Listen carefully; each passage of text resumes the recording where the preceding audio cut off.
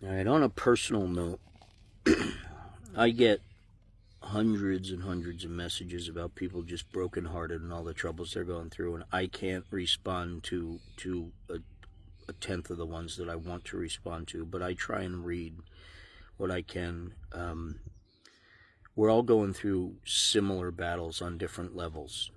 And because it seems so helpless, because people who were in the power at the time to do things, to change things, didn't do what they could have,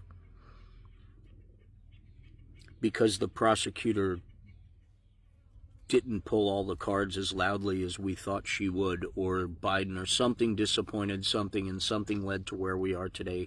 It really doesn't fucking matter anymore. What matters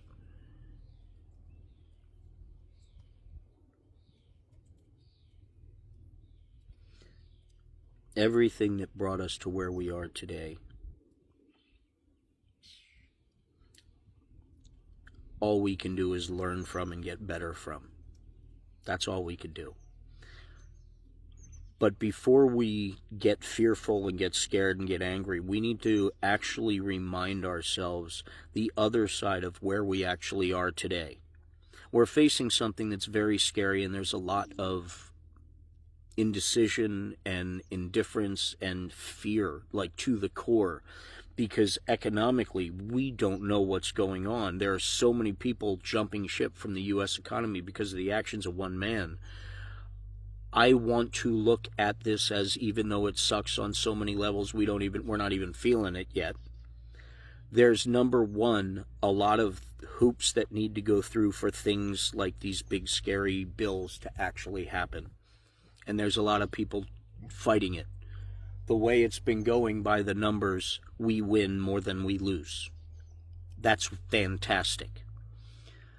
The people they're trying to make examples of are actually turning it on them, like the judge that got arrested and all that. So no matter how fearful we are that they're going to do all this crazy stuff, they are doing it on certain points, but not as loudly and not as widespread as they tried to, and they tried to make the demand to. So we need to remind ourselves that is part of the show. They're trying to bolster their success when you know damn well their success is bullshit on that too. So please stop taking that to heart. This big, beautiful bullshit bill still has to go through Senate. So as the citizens, we could bombard Senate with a whole bunch of phone calls 24 hours a day, say, don't you freaking dare, or we're calling for your get the hell out tomorrow. We can do that as people. That's what we the people mean. So let's do that, but let's stop being stressed. Let's stop being angry. Let's stop feeling hopeless. We're not hopeless. Yes, we're stressed. We have the right to feel stressed. There's a lot to feel stressed about. There's a hell of a lot more to feel optimistic about. A hell of a lot more. When people are in crisis, when people are going through things that they didn't expect or they thought they safeguarded themselves against, but apparently not. They had a 401k with $1 million in it. They were planning on retiring next year. They bought a whole bunch of this new Bitcoin or this new stock that came out. Now all of a sudden that million's 150,000 and they got to retire in 10 more years. But their medical issues that they got while serving the country were being paid for by a mixture of Medicare and your veterans benefits. And your veterans benefits were your pension and your lifelong disability. But you still started your own company and tried to work through it and tried to get off disability because you try your best to contribute everywhere you can. That's why you were a veteran in the first place, and thank you for your service. But you chose somebody who's causing this domino effect all around you and affecting everybody in your life. But because you love the look of the red hat, you don't want to fight it. Here's the problem, ladies and gentlemen. These people are learning. While we're stressing out and we're watching all this stuff seemingly blow up around us, the foundation is still going as structured. We are still getting what we were getting last month or getting close to it. And if we're not, there are people fighting for it right now to get it back to us because that power is still in the structure of the government, and it is happening. Their counter argument is, like in this bill, they added language taking the strength from the lower courts to stop Trump from illegally deporting people and all this other, and firing people for no reason without the congressional things. They put all that in this bill, so when that bill goes through, they'll be able to fire people and everything else for no reason at all. They make every federal employee at will, which means everyone can get fired. So, I mean, there's a lot in this bill that just solidifies what these people always wanted. As billionaire business owners and stuff, that would just make their life easier, like not having to retrofit that train with the brakes for the hazardous materials over the weight of what it should be, going faster than it should be, not having to put those brakes on that were regulated by the last administration but would have cost hundreds of millions of dollars. So the buddy who got into office decided to pull that, and then when they pulled that, those trains went off the rail and poisoned entire towns. People don't see the ramifications of that, but we do, because we are looking at it from a realistic point of view, on the human side, looking out for the betterment of our fellow Americans and our the betterment of our entire world, our world family. Whether we agree with them, whether we don't or not, they're our family, because we are all in this together. So I understand the fear that people are feeling with our personal battles. What we forget in the process of fear, in the process of our emotions taking over, anger or whatever, what we forget is what we do have. We have these wonderful communities. We have these families that have developed over these struggles, these bonds. We know more about people all over the world's personal lives as new friends, as family. We would protect them, and most of us never even seen their faces, never shaken their hands, never given them a hug. But we would, they're family. We care about these people. We didn't have that before. Recognize that. That's a plus.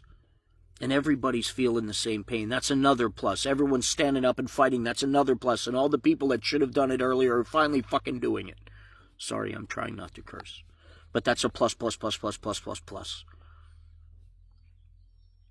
And you have people around you you've never met who would fight for you through anything. That's one hell of a plus. And to me, that's what America's supposed to be. That's what the word united in United States of America is supposed to be. Right after the tragedies, right after 9/11, right after all of that stuff. Well, this is a long-term 9/11. But it affects everybody even more on every economic level. But everyone's standing up. And everyone's recognizing that the people next to them that they never thought were on the same team are on the same team. This is worldwide unite.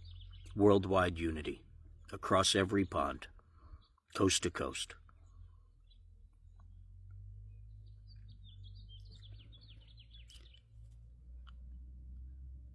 I think it's Chinese that the word for crisis is the same as opportunity. Every crisis presents opportunity.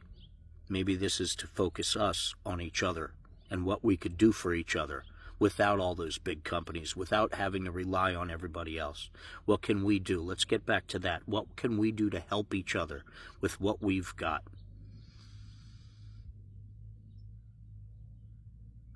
Economy doesn't matter much when you can meet some needs without having to pay cash. I believe the rising tide lifts all boats, and I believe this tide is rising around us, and a lot of us are so tied up in emotion and negative thinking that we don't even see it. And my contention here every day is to look at it and soak it in. Throw that balance back to where it should be. There is more good in this world than evil. The evil just bought bigger microphones that are diamond encrusted with $50,000 handbags. We see it for what it is. And right about now, everybody's recognizing there's more people seeing it than who are not. And that should give us strength. That should give us positive thoughts, not negative ones. So despite the level of bullshit, despite the level of scariness and what we see going on around us, focus on what's important. Don't walk away from these communities because you're stressed. Embrace them deeper, because we got you. And you got us. And that they can't take from us. So stay tight with who you love, stay tight with who you support, stay diligent, stay educated, and be kind. Follow your favorite creators on every platform.